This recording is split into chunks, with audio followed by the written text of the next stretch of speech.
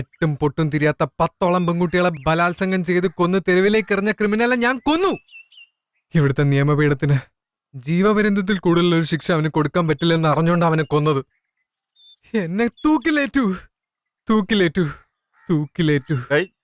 എന്തുവാടെ രാവിലെ നിന്റെ പ്രശ്നം?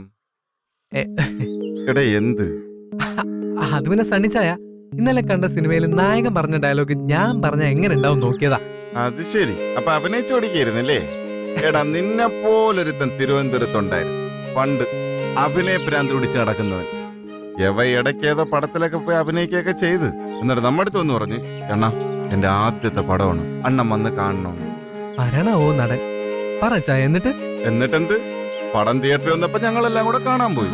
സർവ്വ ചെലവും ഈ അഭിനയിച്ചവന്റെ വക. സിനിമ കണ്ടപ്പം അവ ഇല്ലായിരുന്നു. അതെന്താ, അയാള് കള്ളത്തരം പറഞ്ഞ? അല്ലടേ, അവൻ കള്ളം പറഞ്ഞല്ലേ. സിനിമയിൽ ഇവ ഉണ്ട്, പക്ഷെ സ്റ്റെന്റിന്റെ ഇടയിലുള്ള ഏതോ ചാക്കിനകത്താണ് ഇവൻ. പടത്തിന്റെ നീളം കൂടി പോയോണ്ട് ഇവന്മാർ ഇവൻ ചാക്കിന്ന് ഇറങ്ങി വരുന്ന ഭാഗം കട്ട് ചെയ്തു.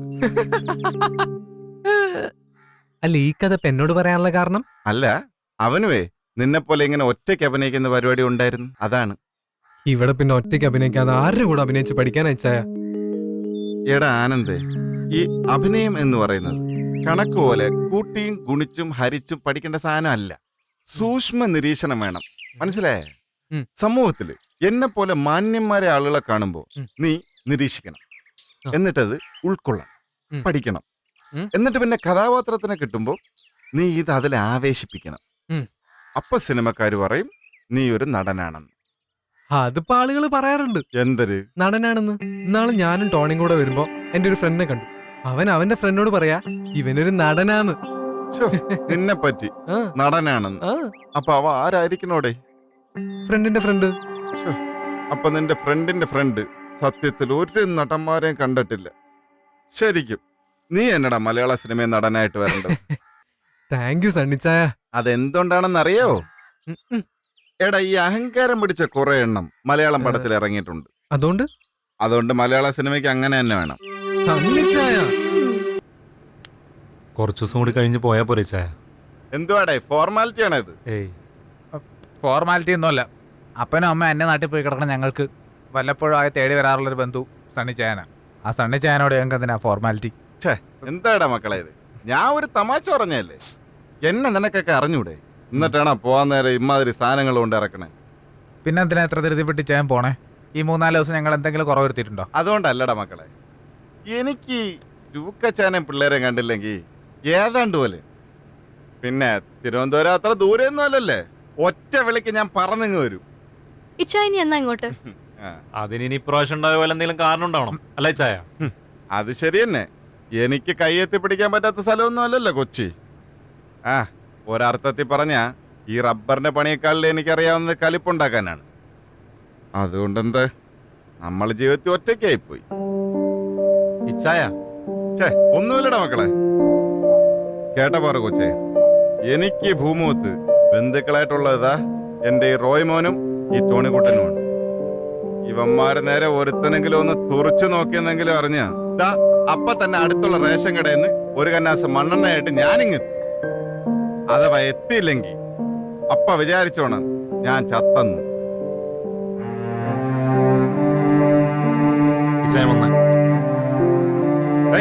എന്റെ മണ്ണെണ്ണ കന്നാസെടുത്ത് വണ്ടി വെച്ചാടാ. എന്നാ മക്കളെ പൊടടാ. ഓക്കേ സണ്ണിച്ചായ.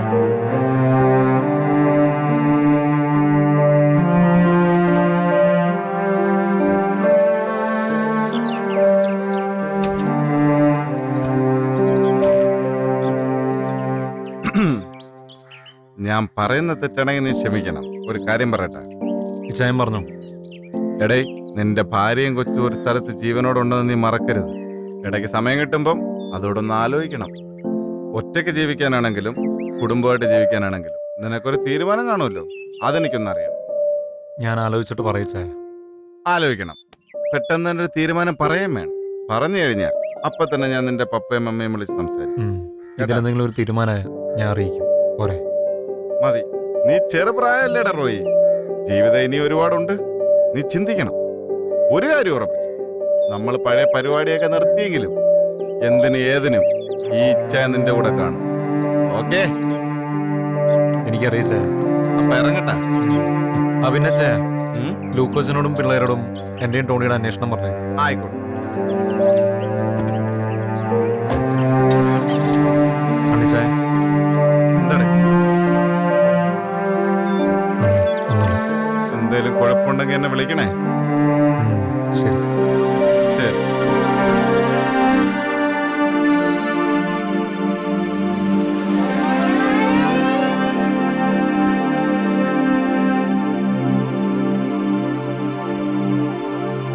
അപ്പൊ കാര്യങ്ങളൊക്കെ മനസ്സിലായല്ലോ.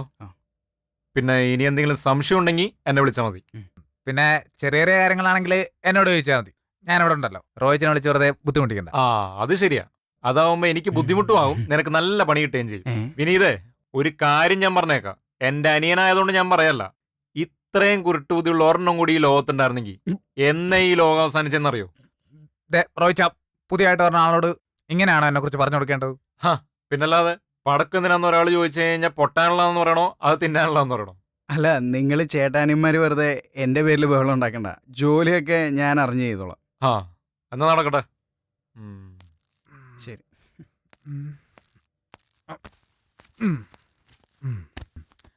അങ്ങേര് പറഞ്ഞത് കൂടാതെ എനിക്കിരുത് പറയാനുണ്ട്. ഉം. ഇവിടെ വേറൊരുത്തനുണ്ട്, സുനിൽ.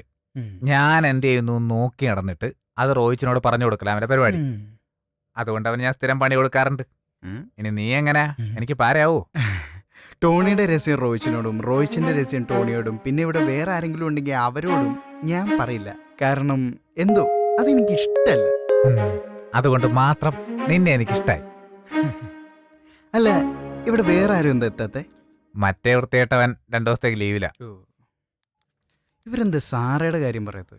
മെല്ലെ ചോദിക്കാം, വെറുതെ ഹെഡ് ചെയ്യണ്ട. എന്താ ഫോണിൽ വല്ലതും കുടുങ്ങിയോ? അല്ല വല്ല ചില്ലറ പൈസയോ മറ്റോ? കുറച്ചു മുമ്പ് ഒരു കോള് വന്നില്ല, അതിങ്ങോട്ട് പുറത്തേക്ക് വന്നില്ല. അത് നോക്കിയതാ. എന്തേ? ഒന്നുമില്ല.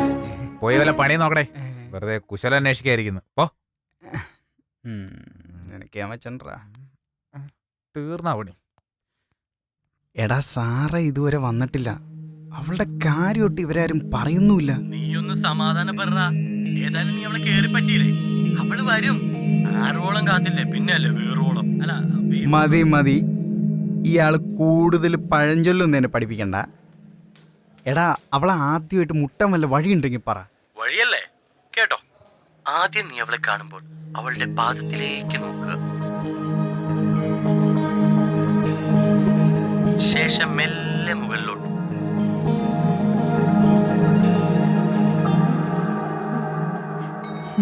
അയ്യോ ഡേ, ഫോൺ കട്ടി.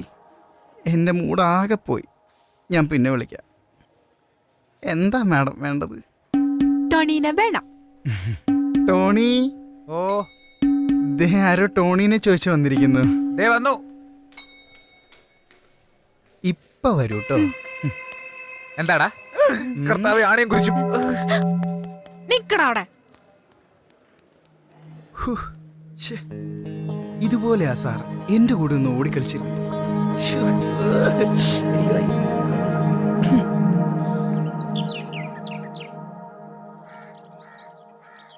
എന്താ ആലോചിക്കുന്നത്? അല്ല, സാജനിപ്പോ ഞാൻ തന്നിരിക്കുന്ന ഒരു അവസരമാണല്ലോ, അതിടയ്ക്ക് മറക്കുന്നുണ്ടോന്നൊരു ഡൗട്ട്. എന്താ അപ്പൊ അങ്ങനെ ഒരു ഡൗട്ടിന്റെ ആവശ്യം?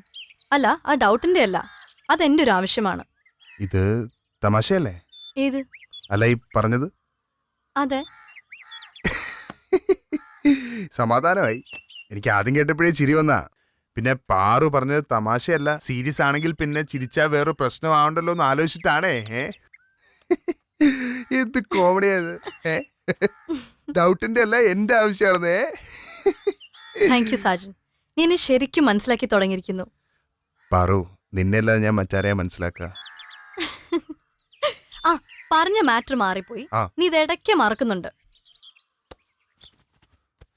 പറു, എനിക്ക് എത്രയും പെട്ടെന്ന് ആ തെറ്റിത്തിരുത്തണം. ഗുഡ്. ഈ ഒരു മെന്റാലിറ്റിയാണ് സാജൻ എല്ലാ ആണുങ്ങൾക്കും വേണ്ടത്. ഭാര്യ അനുസരിച്ചും ഈക്വൽ ഇമ്പോർട്ടൻസ് കൊടുത്തും ജീവിക്കുന്നവർക്കേ ജീവിതമുള്ളൂ. അറിയാൻ പാറു, ഒരു കാര്യം കൂടി ഉണ്ട്. കല്യാണം കഴിക്കാൻ നേരത്ത് നീ എന്നെ കെട്ടുകയാണെന്ന് വിചാരിച്ചാ മതി. എന്തേ? ആ, കല്യാണമൊക്കെ അവിടെ നിൽക്കട്ടെ. ആദ്യം നിന്റെ ഈ അവസരം പ്രശ്നം കൂടാതെ ഒന്ന് കടക്കണം. അല്ല, എത്ര നാളത്തേക്കാ ഈ അവസരകാല പരിധി? 3 weeks. Okay agree. ആ ദേവേട്ടന്റെ വല്ല ഡിസ്റ്റർബൻസ് ഇപ്പൊ ഉണ്ടോ? അത് സാജൻ വറി ചെയ്യണ്ട, ഞാൻ ഡീൽ ചെയ്തോളാം. പിന്നെ ഇത്ര നന്നായി ഞാൻ ഒരുങ്ങിയൊക്കെ പോകുമ്പോ ആരൊന്ന് പതറിപ്പോവും. പ്രായമുള്ള മനുഷ്യനല്ലേ, ജസ്റ്റ് ലീവ് ഇറ്റ്. പാറു പറഞ്ഞ പിന്നെ എനിക്കെന്താ, പോട്ടെ.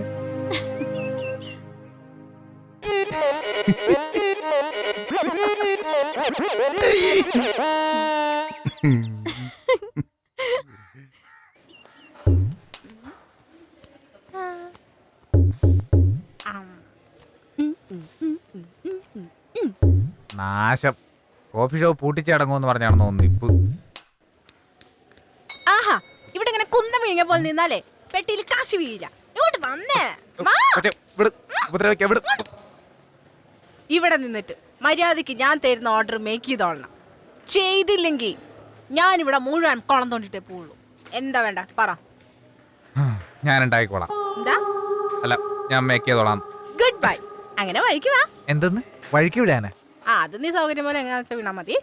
അപ്പൊ order 2 cappuccino, 2 black tea, 1 black forest.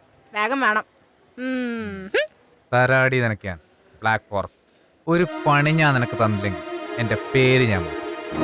ആഹാ, ഇവിടെ പേര് മാറ്റിക്കൊണ്ടിരിക്കുക. ആ സ്പെഷ്യൽ കോഫി എടുത്തില്ലേ? അതത്ര സ്പെഷ്യലായിട്ട് എനിക്ക് തോന്നി. അതുകൊണ്ട് നീ തന്നെ അങ്ങ് മേക്ക് ചെയ്താൽ മതി. അതിനെന്താ, ഞാനതിന്റെ സ്പെഷ്യലിസ്റ്റ് അല്ലേ. അല്ല, സാറ ഇന്ന് വരുന്നില്ലേ ടോണി? എന്ത്? അല്ല, സാറ. നീ ആള് കൊള്ളാലോ. നിനക്ക് അവളുടെ പേരൊക്കെ എങ്ങനെ അറിയാം? കുറച്ച് നാളായിട്ട് എനിക്ക് ആ പേര് മാത്രമേ അറിയുള്ളൂ. എന്താ എന്താ എന്താ എന്താ പറഞ്ഞേ? അല്ല, മനസ്സിൽ അറിയാതെ. അത് മനസ്സിലായി. മനസ്സിലുള്ളത് അറിയാതെ പറഞ്ഞു പോയതാണ്. പറ പറ. ഇല്ലെങ്കിൽ ഇന്ന് എന്റെ ഇവിടുത്തെ അവസാനത്തെ ദിവസം. അല്ല ടോണി, ഞാൻ തപ്പണ്ട, പറഞ്ഞോ. ഇനി ഒരു രക്ഷയില്ല മോൻ. ആരോടെങ്കിലും പറയൂ. ഇല്ല. എനിക്ക് നിങ്ങളുടെ സാറിനെ കല്യാണം കഴിക്കാൻ സമ്മതം. എങ്ങനെ? അതെ, ഞാൻ പറഞ്ഞ സത്യ. എനിക്ക് ആ കുട്ടി ഇഷ്ടം. എന്ത് ത്യാഗാണ് നീ ചെയ്യുന്നത്? ആര് ചെയ്യൂടെ ഇതൊക്കെ? എന്താ, ആ കുട്ടിക്ക് വല്ല മാറാരോഗം ഉണ്ടോ? ഉണ്ട്. പറഞ്ഞോ, എന്താണെങ്കിലും പറഞ്ഞോ. ക്യാൻസറോ അതോ ബ്രെയിൻ ട്യൂമറോ? രണ്ടുമല്ല. ഇതുവരെ ആരാലും സ്നേഹിക്കപ്പെടാത്തൊരു മനസ്സാ കുട്ടിയുടെ. കൊടുക്കോടാ. അവൾക്ക് സ്നേഹം ഈ വിനു വാരി കോരിക്കൊടുക്കും. വിനുവാ? അതാര്? എന്നെ ആരും കൊഞ്ചിക്കാനില്ലാത്തതുകൊണ്ട് ഞാൻ തന്നെ എന്നെ കൊഞ്ചിക്കാനിട്ട പേരാ വിനു. തന്നെത്താനാണോ കൊഞ്ചിക്കാറ്? അതെ, ഒന്ന് കൊഞ്ചിക്കാനില്ലാത്തവൻ്റെ വിഷമം നിങ്ങൾക്ക് പറഞ്ഞാൽ മനസ്സിലാവില്ല. ഇനിയിപ്പോ പ്രശ്നമില്ലല്ലോ. തന്നെത്താൻ കൊഞ്ചിച്ചിട്ട് അതെന്നുണ്ട് ആ സ്നേഹം അവ കൂടി കൊടുത്താൽ മതിയല്ലോ. നിങ്ങൾ ധൈര്യമായിട്ട് അവളെ എനിക്ക് കിട്ടിച്ചതാ. എൻ്റെ അമ്മച്ചിയാണ് സത്യം. ഞാൻ അവളെ സ്നേഹിച്ചു കൊന്നോളാം. ഭായ്, ഇതെൻ്റെ വാക്ക്. വിശ്വാസമായടാ. ടോണി കരുതിയത് ഈ ഭൂമിയിൽ ആണായി പിറന്നവൻ ഞാൻ മാത്രമാണെന്ന്. അല്ല, കുറേ പേര് എൻ്റെ മുമ്പിൽ നിൽക്കുന്നവരാണാ. ഉശിരുള്ള, ഉള്ളിൽ സ്നേഹം നിറച്ച, തൊട്ടാവാടിയവരാണ്. ടോണി, താങ്കളൊരു മുതലാളി കുഞ്ഞല്ല, മറിച്ച് സന്തോഷം കാരണം എനിക്ക് എന്താ പറയേണ്ടതെന്ന് അറിയില്ല. ഇതിന് പകരമായിട്ട് ഞാൻ പ്രതീക്ഷിക്കുന്നത് ബുദ്ധിയുണ്ടെങ്കിൽ ബുദ്ധിപരമായ ഒരു ഉപദേശം. ബുദ്ധിയുണ്ട്, ഉപദേശം ഫ്രീ. കാര്യം പറ. ദേ ആ ഓടിക്കളിക്കണ പ്രാന്തനം കണ്ടു.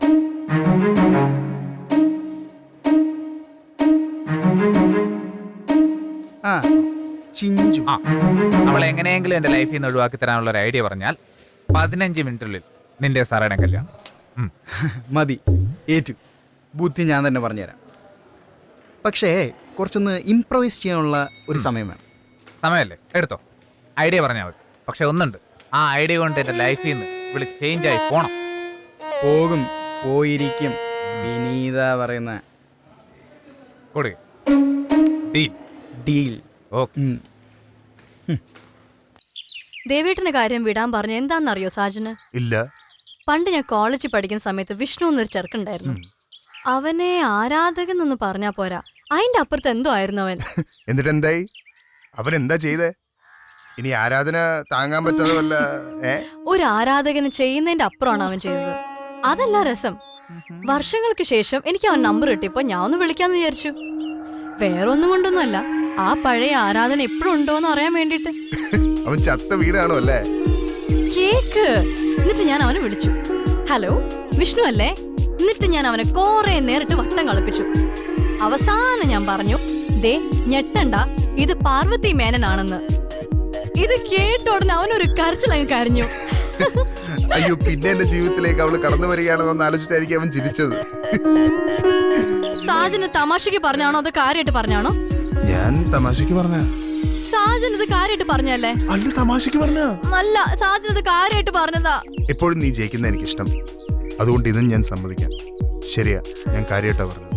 ആഹാ, കാര്യമായിട്ട് പറഞ്ഞാണല്ലേ? എന്നാ ശരി, ഇതും കൂടി കേട്ടോ. സാജന്റെ അവസരം പോയി, ഇനി നമ്മൾ തമ്മിൽ കാണില്ല. പറു ഇത്ര നിസ്സാര കാര്യങ്ങൾക്ക് ഇത്രയും വലിയ തീരുമാനം എടുക്കുന്ന ചീപ്പാണ്. ഓഹോ, അപ്പൊ ഞാൻ ചീപ്പാണെന്നാണല്ലേ? അയ്യോ ഒന്നല്ല ഞാൻ പറഞ്ഞേ. എന്നൊരു ധ്വനി സാജന്റെ പറച്ചിലുണ്ടായിരുന്നു. അത് വേറെ നിന്റെ തോന്നലാണ്. തോന്നിയതാണല്ലോ സാജൻ പറഞ്ഞത്. പറയുന്ന കാര്യം തോന്നി പോലെ എടുത്തിട്ട് എന്നോട് ദേഷ്യപ്പെട്ടിട്ട് വല്ല കാര്യമുണ്ടോ?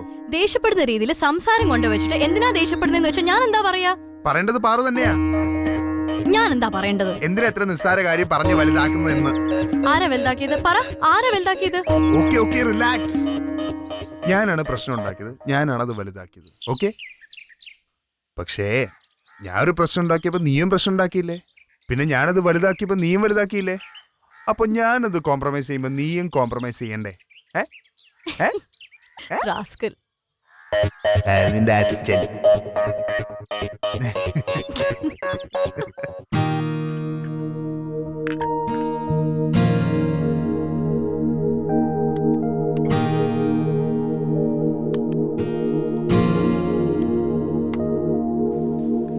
എന്നെ പറ്റിയാണോ? അപ്പൊ അതാണ് കാര്യം. ഇവന്റെ ഈ ശുഷ്കാന്തിയോടൊപ്പം ഞാൻ ആലോചിക്കുകയും ചെയ്ത് എന്താണ് കളിയെന്ന്. നീ ഇതെങ്ങനെ അറിഞ്ഞു? അവൻ പറഞ്ഞു. പിന്നെ പേടിക്കേണ്ട കാര്യമൊന്നുമില്ല, സാറേ അവൻ കിട്ടിക്കോളാൻ സമ്മതിച്ചിട്ടുണ്ട്. സത്യത്തിൽ ഇവനെ കോഫി ഷോപ്പിൽ കണ്ടപ്പോ ഞാനൊന്ന് ഞെട്ടി. ഇവൻ വിരുദ്ധനാണെന്ന് എനിക്ക് അറിയായിരുന്നു, പക്ഷെ ഇത്രയ്ക്ക് ഞാൻ പ്രതീക്ഷിച്ചില്ല. കാര്യം എന്തായാലും നല്ല പണിക്കാരനാ. ഇനി അവൾ ഇവിടെ ഇല്ലെന്നറിഞ്ഞു കഴിഞ്ഞാൽ ഞാനും പോയിക്കളയോന്ന് എന്റെ പേടി. അങ്ങനെ പോവാണെങ്കിൽ പോട്ടെ റോയ്ച്ച, നമുക്ക് വേറെ ആളെ നോക്കാം. എന്നാ കൊണ്ടുപാടി, നീ നന്നായിട്ട് പണിയെടുക്കുന്ന ഒരാളെ. അത് പിന്നെ സാറ് ഇവിടെ ഇല്ലാന്ന് അറിഞ്ഞ അവൻ പോവില്ലേ, അതുകൊണ്ട് ഞാൻ അങ്ങനെ പറഞ്ഞേ. അറിയാനൊന്നും പോകുന്നില്ല, അത് ഞാൻ നോക്കിക്കോളാം. അതെങ്ങനെ? അതവൻ അറിഞ്ഞാലല്ലേ പ്രശ്നമുള്ളൂ. അവൻ അറിയണ്ട, സാറെ വീട്ടിൽ പോയി കാണാന്ന് പറഞ്ഞാൽ മതി. അവളെന്നെ തിരിച്ചു വരില്ലല്ലോ, അപ്പോഴോ? അത് നമുക്കല്ലേ അറിയാവുള്ളൂ. അപ്പൊ കുറച്ചു ദിവസം കഴിഞ്ഞിട്ടുള്ള വരായിരിക്കുമ്പോഴോ? അതപ്പോഴല്ലേ, അപ്പൊ നോക്കാം. ഇതാ നിങ്ങളുടെ കോഫി. ഹോ, ഇത്ര ഉത്തരവാദിത്തമുള്ള ഒരു പയ്യനെ നേരത്തെ കിട്ടിയിരുന്നെങ്കിൽ ഈ കോഫി ഷോപ്പ് ഞാൻ ഒരു നല്ല നിലയിൽ എത്തിച്ച. താങ്ക്സ് ഉണ്ട് ട്ടോ റോയിച്ച. ഇവനന്ന് പാർക്കിൽ വെച്ച് കണ്ടപ്പോ തന്നെ എനിക്ക് തോന്നി ഇവൻ ഉത്തരവാദിത്തം കുറച്ച് കൂടുതലാണെന്ന്. പക്ഷേ പാർക്കിൽ കണ്ട എല്ലാരെയും ഇവിടെ കാണാൻ പറ്റില്ല എന്നുള്ളൊരു സങ്കടം ഉണ്ട് കേട്ടോ. അതൊക്കെ നമുക്ക് പരിഹരിക്കാം വിനീത്. നീ ആദ്യം കുറച്ച് വിനയം കാണിക്കും. വിനയം കാണിക്കാം, എത്ര വേണേലും കാണിക്കാം. എല്ലാം ഒന്ന് ഭംഗിയായി കലാശിച്ചാ മതിയായിരുന്നേ. എല്ലാം ഭംഗിയായിട്ട് തന്നെ കലാശിക്കും, നീ പേടിക്കായിരിക്കും. ഞാനല്ലേ പറയുന്നത്. സോറിയോടുള്ള ഇഷ്ടം എങ്ങനെ അറിയിക്കും? ആ ഓക്കെ, എനിക്കൊരു ഇഷ്ടമുണ്ട്. ഞാനത് ഇവിടെ ഒരാളോട് പറഞ്ഞിട്ടുണ്ട്. എല്ലാം അറിയുമ്പോൾ സമ്മതിച്ച് അനുഗ്രഹിക്കണം. നീ ഇപ്പോ ലാലേട്ടനല്ലേ ഇമിറ്റേറ്റ് ചെയ്തത്? അതെ, എങ്ങനെയുണ്ട്? അത്ര പോരാ, എന്നാലും കുഴപ്പമില്ല. എന്താ ടോണി നിന്റെ കമന്റ്സ്? നമുക്കൊന്നുകൂടെ നോക്കാം. ശരിയായിട്ടില്ല. അയ്യേ, ഇവിടെ എന്താ ഷൂട്ടിങ്ങോ? ഇതൊരു കണക്കിന് ഷൂട്ടിംഗ് ആണല്ലോ റോയ്ച്ച. അതായത് പച്ച മലയാളത്തിൽ വധിക്കുക എന്ന് പറയും. അയ്യേ. മിമിക്രി കാണിച്ചിരുന്ന ആദ്യ കാലഘട്ടങ്ങളിൽ കിട്ടിയ അതേ മനോഹരമായ ആശയം. ആഹാ ആഹാ. ഉയ്.